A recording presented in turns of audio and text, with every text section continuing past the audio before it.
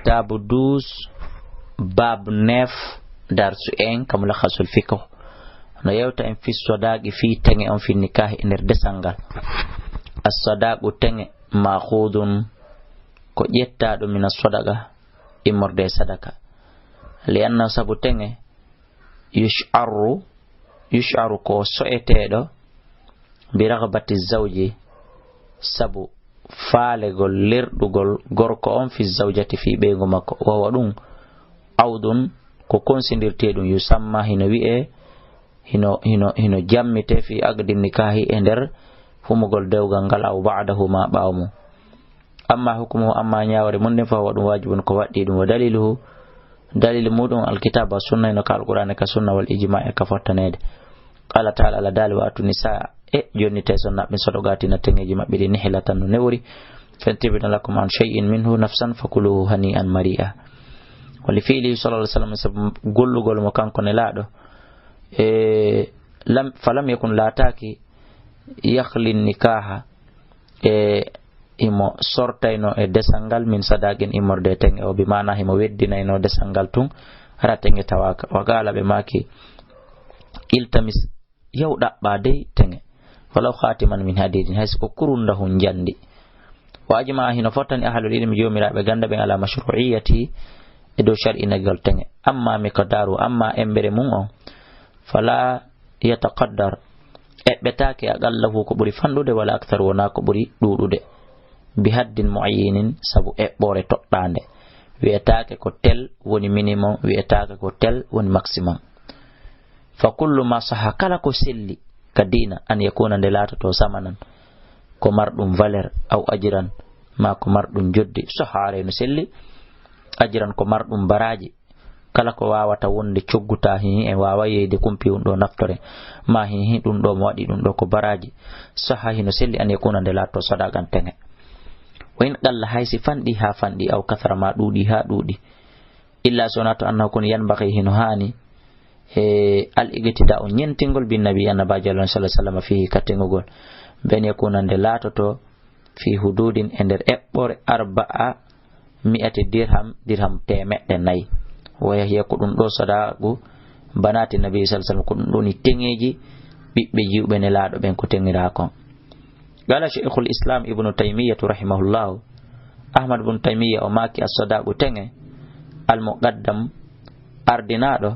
إذا كثر سيدودي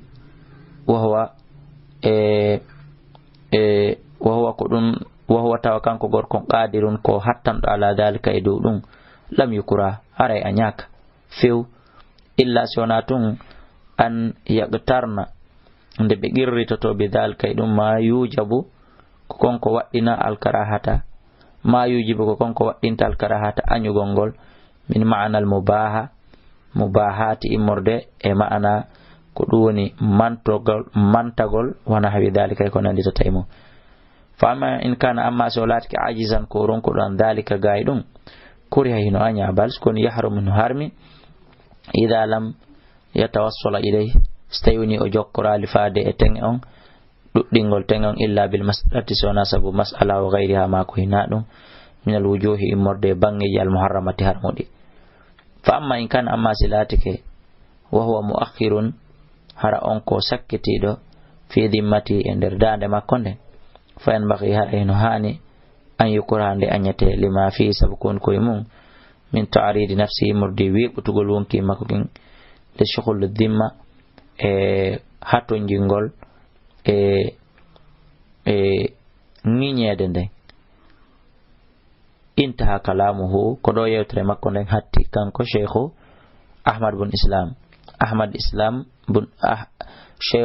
cheikhul islam ahmad bun taymiya. wal khulasatu ko raɓɓiɗi kon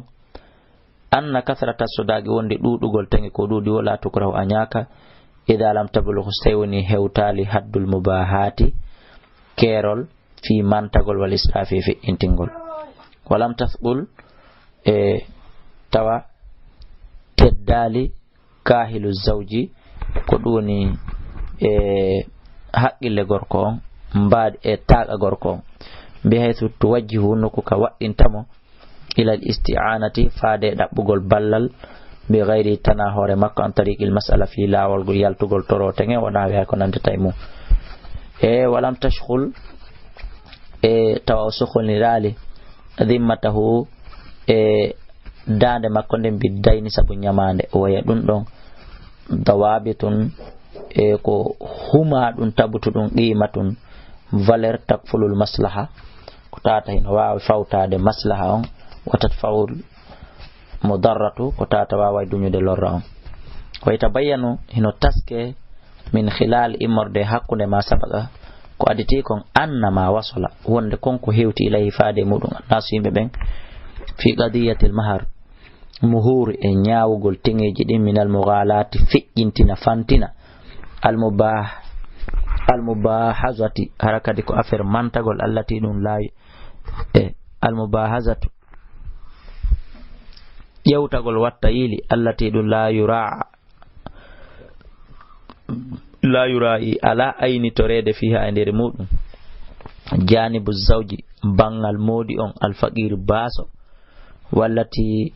أنتن أصبحت وانتو صعبة ستند المرتقي كويتيدون في طريق الزواج الاول جنبغونغول ان هذا المغالات ngol fe'intingol don la shakka sikki o ala fi karahatiha e anyugol mun aw tahrimiha ma harmugol mun tode khususan no hertina wa annahu koni yakunu dun hino lato ila janibiha faade bangi mun takalifi khura fawgol o ya hedditi do dolle ko wawata min shira'il aqmisha imorde sudugol ko wi'ete kon aqsima ko façon cuɗari alghaliyati satta piri alghaliyatu samanu ko coggu mudum fanti piri ha fe'iti wal musaghatu ko wi'ete kon musaghatu ko façon cuɗari albahizati labandi wal haflati ko wi'ete kon haflati wal wala'im wadugol nyiri jama nyiri pera al mustamilatu muftudum alal israfi fe'intingol wattabdiri funsugol وإهدار الأطعمة منشغل نعمتي واللهم تبيلي في غير مصلحة قال داو مصلحة تعود من رتو إلى الزوجين فادرسين البيبين دي لا شك على أن كل ذلك وندن نانغال إيدو من الآثار كجيادون ديبتا قول إبونيجي والأغلال كولومبوجي والتقاليد ejolokoje as-sayyi'ati bonde allati yajibu andanda horema hin waddi muharabatuha habugolle wal qada alaiha e nyaawugol horema je elmina de watan qiyatu e labbingol at-tariqu lawol az-ziwaj resindirgol gol min araqiliha ila ka kinal mum ila ka fuddode mum ila ka dadi mum wa fi hadith Aisha inari hadith nena Aisha radhiyallahu anha marfu'an hadith on ko bantaɗo hayti nelaɗo wo azamu nisa'i nelaɗo make ko ɓuri mawnude e sonnaɓen fof ko ɓuri ɗuɗude e sonnaɓen fof barakatan barki aysaru hunna ko kala ɓurɗo ɓe newade mauna tan ngure maɗum mauna tan dépense maɗum mauna tan teŋe rawa ahmadu wal bayhaqi wal hakim wa ghayrihim e koynaɓe qala umar ibn al-khattab radiyallahu anhu sayyidina umar maki ala fame لا تغالوا وتنفق انتي يند في صداق النساء تنغ سنة فإنكم لو كان سن لاتك فإنكم لو كان سن لاتك مكرمة هردون كتدنغالنو في الدنيا كارنادو أو تقوى ماكو كل الله عند الله كألنو كان لاتتن أولاكم قبرنو هندو ديمو أنفو بها دنغل تنغ هرين رسول الله صلى الله عليه وسلم kono nani e goy ma astaga rasulullah sallallahu alaihi wasallam ne laada lan tengiral imratun sonnaaju hay e goto min sai morde sonnaabe be resi ben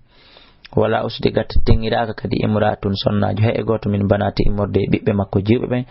aksara ko burdude min istata asharata uqiya wangal sappo didi wa inna rajula andeno gorko la yakhli mo fantina fe intina bi sadaqatin imraatihi e tenge bengo makko hatta yakuna laha ha o laatano sonnajo makkon adawatan ngaygu fi qibali hella makko ɗum wonta ngaygu e hasidi yakal hakkundeji maɓɓe ko hatta yaqul ha o wiya kulliftu fiiki mi fawama fiima jombugol ma alqal qaraba wengande yowande ɓattodiral afwan alagal qiraba yowande saku no saku yowirte ko fini min kadi mi yowida mi wada hotas mi bittina fima akhrajahu an-nasa'i wa abu daud wa minun ya'mun ta'allumu andugol anna kathrata as-sadaqi no dudugol tenge on kadi gatta kunu gomdi hino lato sababan sababu kenengo fi bughdi zawji e monanagol modibo li zawjati fi bengo makko hina ma yatadakkaru tumande o anditata dakhamata tiɗande fireji tiɗugol sadaqi ha tenge makko wali hada ko sabu ɗum kana latude azamu nisa'i ko ɓuri mawde sonnaɓe fof barakatan barke aysaruhunna kon ɓurɗo ɓe newade maunatan tenge kama fi hadis Aisha on ardiri noon kanne hadisa nene Aisha fa taysiru sadaq newingol sadaka zakkaji ɗi tengeji ɗi yusabbibul barakata ɗum hino sabimbina barkeji ɗin fi zawjati e ɓeygu ngu wa yasra'u laha al muhabba ɗum kadi hino funsanamo hino remanamo fuɗinanamo giggol ngol fi kalbi zawji e nder ɓernde modi makko wal hikmatu naforne fi mashru'iyati sadaq e sar'inagol tenge anna fi ko bayno e mum muawadatun lomtagol anil istimta'i gaydak mitagol wa fi no e mum ta'zizun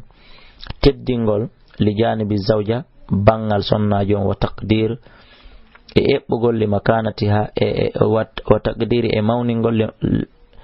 li makanatiha fi nokku makko fi haqqi zawj e haqqe modi makko wa tustahabu hino yiɗa tasmiyatuhu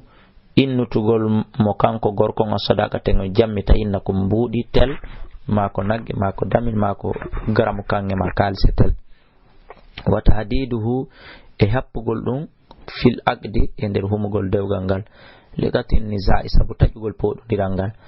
wigol ko jeltingirano ko tel o oye ko tel ko hunde kare oye ko na hunde kare way jusino dagi an yusamma nde o innitata tenge on o yuhaddidu o eɓɓa o happa badal aqdi ɓawo dewgal ngal fiɓama kadi li kawli ta'ala sabu dalala wala la juna alaykum bakat fa akum in talaqtum nisaa ma lam tamassuhunna kadi o memde be tafridu lahunna ma farla non be farida tan tenge fadallatil ayatu aya hino tindini ala anna fardi sadaqi wonde no farlugol tenge on kadi yataakhara gomdi no wawa nettinade kenengo anil aqdi gaay humugol dewgal ngal wa amma naw'iyatu sadaqi amma none tengeji din fakama yafham ko wano famirini anna kullama jaza wonde ko kala ko tawata hino dagi ane kuna nde latoto samanan coggu fi bay'in e nder yeygol aw ajratin ma joddi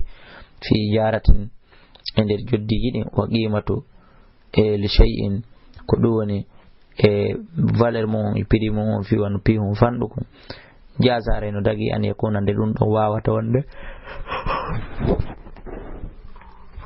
sodagan tenge